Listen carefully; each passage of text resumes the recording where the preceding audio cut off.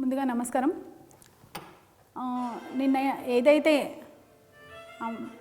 మేము మొన్న ధర్నా చేశామో ఇక్కడ హైదరాబాద్లో పబ్బుల పైన గురించి నిరసన తెలియజేశాము.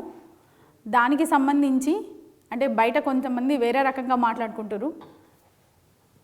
యాక్చువల్లీ జరిగింది ఏంటంటే మాకు మా అధ్యక్షుల వారి దగ్గరికి కొన్ని రెసిడెన్షియల్ ఏరియాలో పబ్బులు ఉన్నాయి కాబట్టి అక్కడ నుంచి మాకు కంప్లైంట్ రావడం జరిగింది. సో ప్రజల సమస్యలు ఎక్కడ ఉంటే జనసేన పార్టీ అక్కడ ఉంటుంది కాబట్టి మా అధ్యక్షుల వారి ఆదేశాల మేరకు మేము అక్కడికి వెళ్ళి ధర్నా చేయడం జరిగింది. అయితే ఏదైతే ఏపీ మంత్రులు మాట్లాడుతున్నారో అంబటి రాంబాబో ఎవరో ఆయన ఎలా మాట్లాడుతున్నాడంటే అసలు రెక్కి జరగలేదు ఏం లేదు అని చెప్తున్నాడు. ఆయన ఏమైనా చూసిండా వచ్చి? ఆయన ఏమైనా పోనీ సిబిఐలో ఏమైనా ఉన్నాడా, ఎంక్వైరీ చేసిండా ఏంటి? జరిగిందని మేము మా దగ్గర కొన్ని ఆధారాలు ఉన్నాయి కాబట్టి మేము ఇక్కడ తెలంగాణ ప్రభుత్వానికి అవి తీసుకెళ్ళి మేము పోలీస్ కంప్లైంట్ ఇవ్వడం జరిగింది. అలాగే నెక్స్ట్ మేము డీజీపీని కూడా కలవడం జరుగుతుంది త్వరలో. అవి మేము చూసుకుంటాం. కానీ నువ్వెవరు చెప్పడానికి? ఒకరోజు హైదరాబాద్లో ఉంటాడు అని చెప్తావు, మళ్ళీ లేకపోతే ఒకరోజు ఇక్కడికి వస్తాడు అని చెప్తావు. పవన్ కళ్యాణ్ హైదరాబాద్ ఏమన్నా నీ జాగిరా, మీ అయ్య జాగిరా? అది అందరిది. నువ్వు చేసుకుంటున్నావుగా బిజినెస్లు మరి హైదరాబాద్లో. నోరు అదుపులో పెట్టుకొని మాట్లాడు రాంబాబు. మీకు ఒకటే చెప్తున్నాం, మా అధ్యక్షులు వారు ప్రజల మనిషి. ప్రజా సమస్యలు ఎక్కడ ఉంటాయో అక్కడికి వెళ్ళిపోతాడు ఆయన.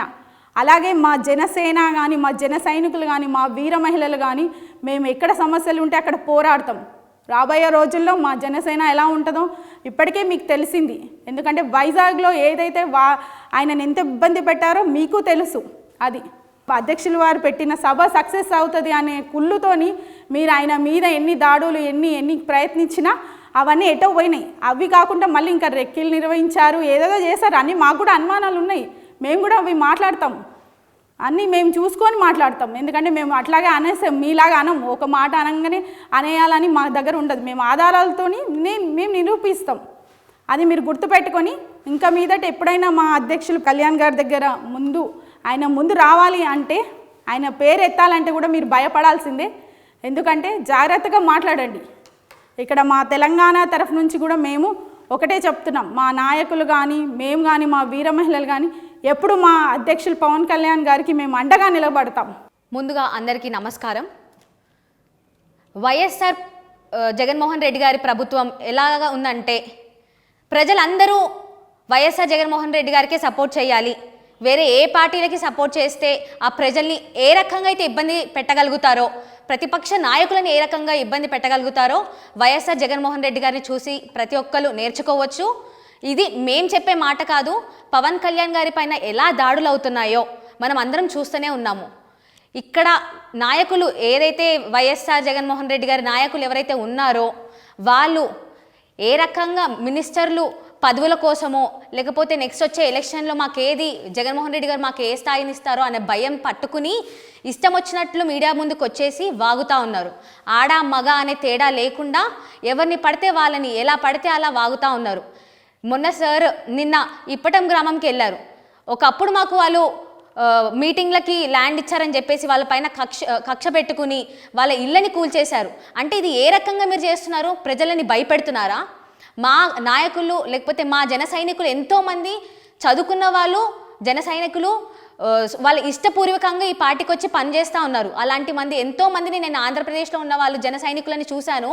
వాళ్ళ ఆధార్ కార్డులు కట్ చేసేయడము, వాళ్ళకి గవర్నమెంట్ నుంచి రావాల్సిన పథకాలన్నీ కట్ చేసేయడం. అంటే ఇది ఒక రౌడీ పార్టీ ఇది.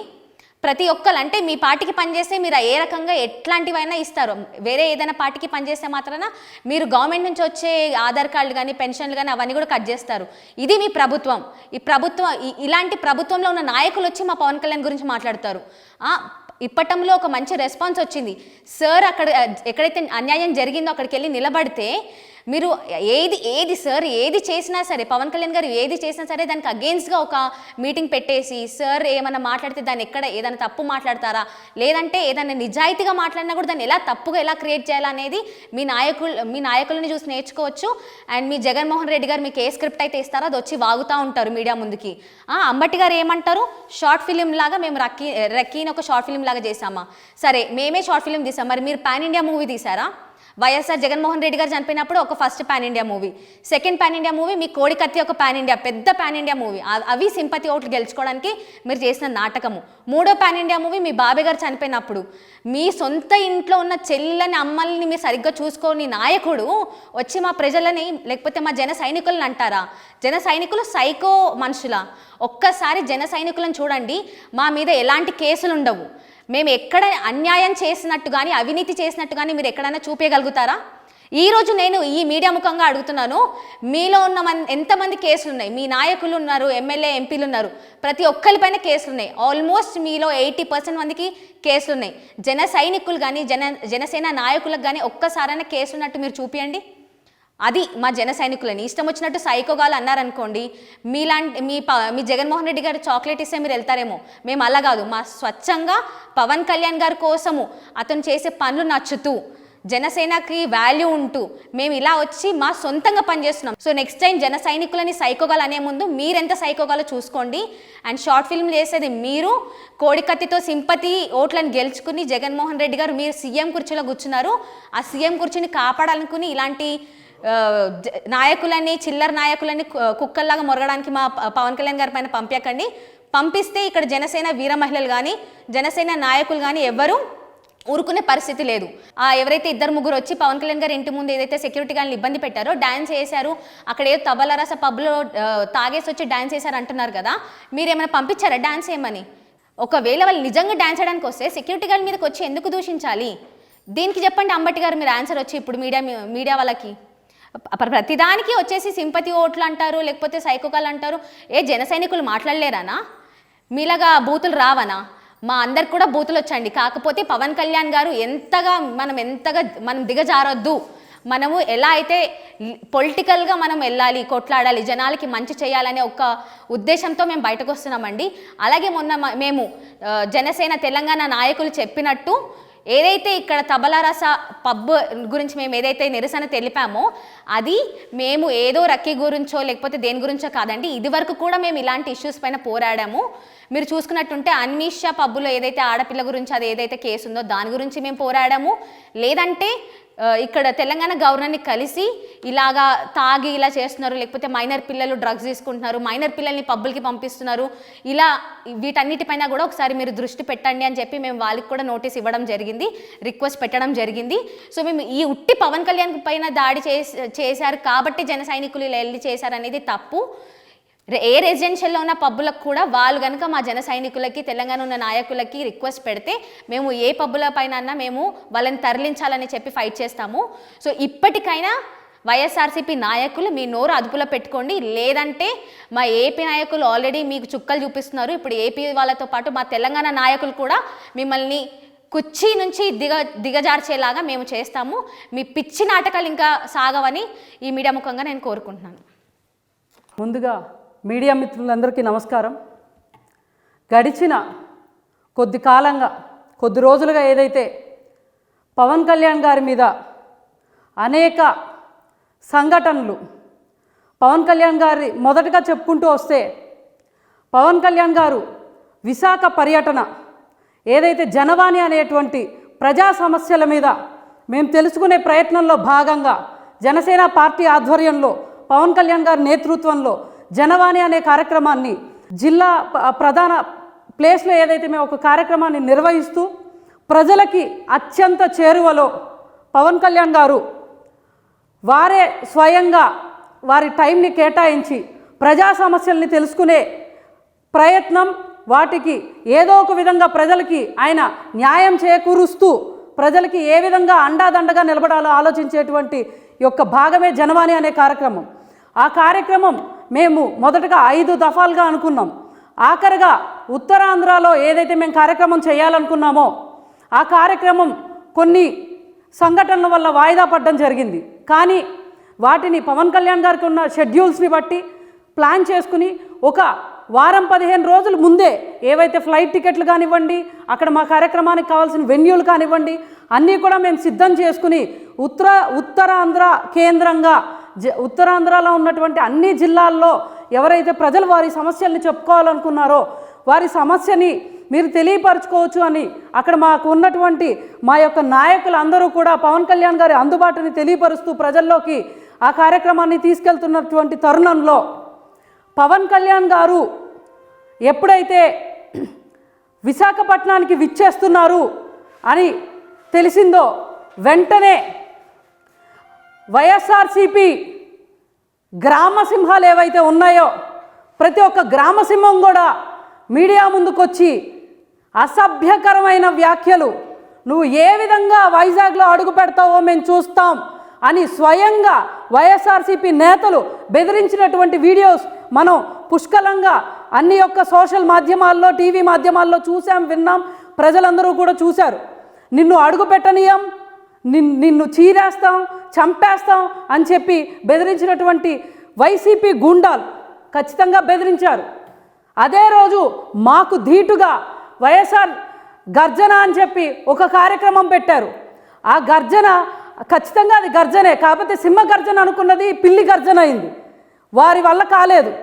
పవన్ కళ్యాణ్ గారు విశాఖపట్నంలో అడుగుపెట్టిన తరుణం నుంచి వారిని బయటికి రానివ్వకుండా ఏదో ఒక సంఘ విద్రోహ శక్తి వచ్చి పాడు చేయడానికి వస్తే ఏ విధంగా ముట్టడిస్తారో పోలీస్ మోహరింపు, పోలీసు బలగాల్ని దింపి స్వయాన ఒక ఐపీఎస్ ఆఫీసర్ ఇలా ఆయన వ్యాన్ని కొడుతూ, మీరు ఎటువంటి బయటికి రాకూడదు, మీరు కారులోనే కూర్చోండి, మీరు అభివాదం చేయకూడదు, మీరు హోటల్లో నుంచి బయటికి రాకూడదు, డ్రోన్ కెమెరాస్ ఉపయోగించకూడదు, ఎటువంటి మీటింగ్స్ కండక్ట్ చేయకూడదు, ఇటువంటి ఆంక్షలన్నీ పెడుతూ పవన్ కళ్యాణ్ గారిని ఎంతో ఎంతో ఎంతో చిత్రహింసకి, చిత్ర వ్యధకి గురి చేశారు.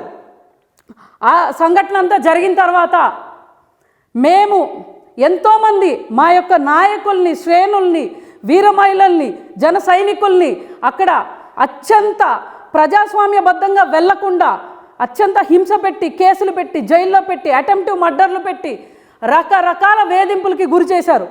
ఈ సంఘటన అంతా జరుగుతున్న తరుణంలో పవన్ కళ్యాణ్ గారు వారి యొక్క ఎంతో ఈ యొక్క పోలీస్ వ్యవస్థ మీద వారికి ఉన్నటువంటి గౌరవాన్ని చూపుతూ ప్రజాస్వామ్యబద్ధంగా వెళ్ళాలి, ఎవరిని ఇబ్బంది పెట్టకూడదు అని వారి ఇబ్బందికి సైతం గురయ్యి కూడా దాని యొక్క జనవాణి కార్యక్రమాన్ని మా యొక్క వేరే నాయకులతో దాన్ని జరిపించి వారు అక్కడి నుంచి మంగళగిరికి తరలి రావడం జరిగింది. వచ్చిన తర్వాత ఈ మొత్తం సంఘటన చూసిన తర్వాత పవన్ కళ్యాణ్ గారు ఒక డెసిషన్ తీసుకోవడం జరిగింది. ఆ డెసిషన్లో భాగంగా ఏదైతే ప్రాంతాల వారీగా చేసిన జనవాణి కార్యక్రమం ఉందో దాన్ని మేము జిల్లాల వారీగా 26 జిల్లాల్లోనూ జనవాణి కార్యక్రమం చేయాలని ఒక డెసిషన్ తీసుకోవడం జరిగింది. అది తీసుకున్న తర్వాత నుంచి ఆ డెసిషన్ తీసుకున్న తరుణం నుంచి వైఎస్ఆర్సీపీ నాయకులకు కానివ్వండి, ఆ ప్రభుత్వానికి కానివ్వండి గుండెల్లో భయం మొదలైంది. ఖచ్చితంగా పవన్ కళ్యాణ్ గారు అనే వ్యక్తి ప్రజల్లోకి వస్తే వారికి జరిగేటువంటి నష్టం ఏంటి, వారికి ప్రజల్లో వస్తున్నటువంటి వ్యతిరేకత ఏంటి, ఈ పాటికే వారికి తెలుసు. కాబట్టి ఆ యొక్క భయం మొదలయ్యి పవన్ కళ్యాణ్ గారు నివసిస్తున్నటువంటి జూబ్లీ హిల్స్లో వారు నివసిస్తున్నటువంటి వారి ఇంటి దగ్గర రెక్కి నిర్వహించడం జరిగింది. ఆ రెక్కి నిర్వహించిన దాంట్లో మేము అదొక అంశం కాదు, మేము చాలాసార్లు చెప్పుకొచ్చాం కూడా.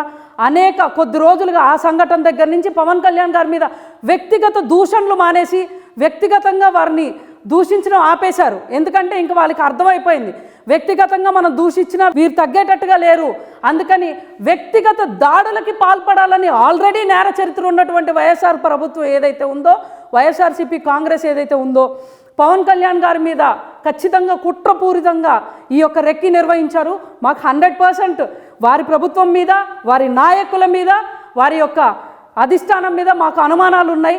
ఇదే విషయాన్ని ఇక్కడ హైదరాబాద్లో ఏదైతే మా తెలంగాణ రాష్ట్ర నాయకులు ఉన్నారో వారి ఆధ్వర్యంలో ఇక్కడ జరిగినటువంటి రెక్కి కానివ్వండి, వచ్చిన కార్లు కానివ్వండి, గుజరాత్ నుంచి వచ్చిన కారు కానివ్వండి, ఏపీ రెడ్డి కార్పొరేషన్ కార్ కానివ్వండి, వీటి మీద అక్కడ వచ్చినటువంటి వ్యక్తుల్ని మేము తీసుకెళ్ళి వాళ్ళ మీద కేసు పెట్టడం జరిగింది. ఆ కేసు ఇంకా దర్యాప్తు జరుగుతోంది. It's still going on investigation. ఆ కేసు అనేది క్లోజ్ చేయలేదు. ఒకటి. రెండోది, మేము నిన్న కాక మొన్న తెలంగాణ రాష్ట్ర ప్రభుత్వానికి కానివ్వండి అనేక మార్లు మేము క్రితం కూడా మేము తెలియపరుచుకున్నాం. ఏదైతే ప్రజా నివాసిత ప్రాంతాల్లో ఈ పబ్బుల్ని నడపడం వల్ల అక్కడ ఉన్నటువంటి లోకల్ వాళ్ళకి ఇబ్బంది జరుగుతోంది అనే తరుణం మా దృష్టికి వారు తీసుకొచ్చారు. అవి రిటర్న్గా మేము లెటర్స్ కూడా చూపించాము, వారు మాకు ఇచ్చినటువంటి రిక్వెస్ట్లు కూడా. దాని మీద మేము వెళ్ళి ఇదొక్కటే కాదు, తబలారాస్ రోడ్ నెంబర్ 36 జూబ్లీ హిల్స్లో ఉన్న పబ్ మీదే కాదు, అనేక పబ్బులు అనేక అంశాల మీద ప్రజా నివాసిత ప్రాంతాల్లో పబ్బులు ఉండకూడదు అనే అంశం మీద మేము చాలా చోట్ల రిప్రజెంటేషన్స్ అంటే ఆ యాజమాన్యాన్ని మేము క్వశ్చన్ చేయడం కానివ్వండి, శాంతియుతంగా ధర్నాలు చేయడం కానివ్వండి, అదేవిధంగా పోలీస్ వారికి, పోలీస్ శాఖ వారికి, గవర్నర్ గారికి, ప్రభుత్వాలకి సోషల్ మీడియా ద్వారాగా మేము మా సోషల్ మీడియా మాధ్యమాల ద్వారా అనేక రిక్వెస్ట్లు క్రితం కూడా మేము పెట్టున్నాము, గతంలో కూడా మేము తెలియపరుచున్నాం. దయచేసి వీటి మీద ఒక కన్స్ట్రక్టివ్గా ఒక కట్టడి ఒక విధానాన్ని తీసుకురండి అని చెప్పడం జరిగింది. ఇదంతా జరుగుతున్న తరుణంలో ప్రజాపక్షాన నిలబడి ప్రజల కోసం పోరాడేటువంటి జనసేన నాయకులు శ్రీ పవన్ కళ్యాణ్ గారు, జనసేనని అనుసరించేటువంటి నాయకులు, వీర మహిళలు, అదేవిధంగా జన సైనికులు వీళ్ళందరినీ ఉద్దేశిస్తూ నిన్న మన అంబటి రాంబాబు గారు, మీరు అంబటి రాంబాబు గారో రాసలీల రాంబాబు గారో రాష్ట్రం అంతా తెలుసు, దయచేసి మీరు యువత ఏ విధంగా ఉండాలి, మహిళల్ని ఏ విధంగా గౌరవించాలి, ఇలాంటి నీతి వాక్యాలు చెప్పకండి రాంబాబు గారు. ఎందుకంటే మొదట మీరు ఆచరించి తర్వాత ప్రజలకు చెప్పండి, మీ యొక్క కార్యకర్తలకు చెప్పండి. మీకు ఒకటే చెప్తున్నాం, మా జన సైనికులు సైకోలు అన్నారు కదా, మా వాళ్ళు సైకోలే. ఏ విధమైనటువంటి సైకోలు అంటే మీరు బీరు బిర్యానీ దీనికోసం యువతని ప్రేరేపిస్తుంటే, అదే యువతని రాష్ట్ర బాగు కోసం, అదే యువతని రాష్ట్రంలో దేశం కోసం ఒక ప్రాణాలు అర్పించినటువంటి మహామహులకి కట్టుబడి ఉండేలాగా ఒక చెగువేరా, ఒక భగత్ సింగ్, ఒక నేతాజీ సుభాష్ చంద్రబోస్, ఒక మహాత్మా గాంధీజీ, ఒక పూలే గారు, ఇలాంటి వాళ్ళని అనుసరిస్తూ వాళ్ళ యొక్క ఐడియాలజీతో ఫాలో అయ్యేటువంటి సైకోల్లా తయారు చేస్తున్నారు. ఇది మా వాళ్ళు ఉన్నటువంటి విధానం, ఇది మీరు యువతని ప్రేరేపించే విధానం. దయచేసి రాంబాబు గారికి మేము ఒకటే చెప్తున్నాం, మీరు ఏదన్నా మా అధ్యక్షుల వారి గురించి కానీ, మా సైనికుల గురించి కానీ, మా నాయకుల గురించి కానీ మాట్లాడేటప్పుడు నోరు అదుపులో పెట్టుకుని మాట్లాడండి. మేం సిద్ధంగా ఉన్నాం, మా నాయకుడి దాకా అక్కర్లేదు, మేం సిద్ధంగా ఉన్నాం. మీరు పాలసీ మీద మాట్లాడండి. మీరు ఈ రోజున మీరు మాట్లాడండి, పోలవరం ఎక్కడి దాకా వచ్చిందో మీరు మాట్లాడండి, అంశాన్ని ఎక్కడి దాకా తీసుకొచ్చారో మీరు మాట్లాడండి. అంతేకాని పిచ్చి కూతలు కూస్తే దయచేసి మీ వయసుకి గౌరవం ఇచ్చి మేము తిట్టట్లేదు, మాకు తిట్టడం రాక కాదు. అంబటి రాంబాబు గారు, ఇదే వేదికగా చెప్తున్నాం, దయచేసి మీరు నోరు అదుపులో పెట్టుకోండి. ఇంకొకసారి మీరు ఇంకొక మాట మా యొక్క జనసేన గురించి కానీ, మా వాళ్ళ గురించి కానీ మీరు మాట్లాడితే పరిణామాలు వేరే విధంగా ఉంటాయి. ఈ యొక్క దిశగా మీరు దయచేసి తెలుసుకోండి. రాక్షస పాలన, దరిద్రపు నేర చరిత్ర కలిగినటువంటి ప్రభుత్వానికి దిక్సూచి వైఎస్ఆర్సీపీ కాంగ్రెస్. దయచేసి మీరు నీతులు చెప్పకండి. మీ నీతులు వినడానికి మేము సిద్ధంగా లేము, ప్రజలు కూడా సిద్ధంగా లేరు. ప్రజల వ్యతిరేకత మీకు అర్థం అయ్యింది కాబట్టే మీరు ఈ రోజున మీడియా ముందుకు వచ్చి ఏదో మాట్లాడేస్తే జగన్మోహన్ రెడ్డి గారు నెక్స్ట్ టైం కూడా టికెట్ ఇస్తారని ఫీల్ అవుతున్నారు. దయచేసి మీరు ప్రజల్లోకి వెళ్ళి ప్రజలకు ఎలా మేలు చేకూర్చాలో ఆలోచించండి. ఏదైతే పవన్ కళ్యాణ్ గారి మీద ఇక్కడ హైదరాబాద్లో, తెలంగాణ రాష్ట్రంలో ఏదైతే వారి ఇంటి మీద రెక్కి కానివ్వండి ఇటువంటి అంశాలు జరుగుతున్నాయో, అదేవిధంగా ప్రజా సమస్యలు ఉన్నాయో, రెండు వేరే. ప్రజా సమస్యల మీద తెలంగాణలో ఉన్నటువంటి నాయకత్వం పోరాడుతూ ఉంటుంది, ప్రజల కోసం పోరాడుతుంది. ఖచ్చితంగా పవన్ కళ్యాణ్ గారు మా నాయకుడిని కాపాడుకునే అంశంలో ఖచ్చితంగా ఈ విషయం మీద మేము ఇక్కడ ఉన్నటువంటి తెలంగాణ రాష్ట్ర డీజీపీ గారికి, మా తెలంగాణ రాష్ట్ర నాయకత్వం వారు అతి త్వరలో మేము వెళ్ళి వారికి విన్నవించుకుంటున్నాం. ఇదే విధంగా వారికి మేము రక్షణ కల్పించాలంటూ ఆల్రెడీ మేము జూబ్లీ హిల్స్ పిఎస్ పరిధిలో ఉన్నటువంటి ఎస్హెచ్ఓ గారికి, అదేవిధంగా జూబ్లీ హిల్స్ పరిధిలోకి వచ్చేటువంటి ఏసీపీ గారికి అందరికీ కూడా వారికి రక్షణ కల్పించమని మేము ఆల్రెడీ అర్జీలు పెట్టడం జరిగింది. దయచేసి మీరు రాష్ట్రాన్ని కాపాడండి. మా నాయకుడిని ఎలా కాపాడుకోవాలో మాకు తెలుసు, మేము ఇదే ముఖంగా మీకు తెలియజేసుకున్నాం. నోరు అదుపులో పెట్టుకుని మాట్లాడండి. Thank you.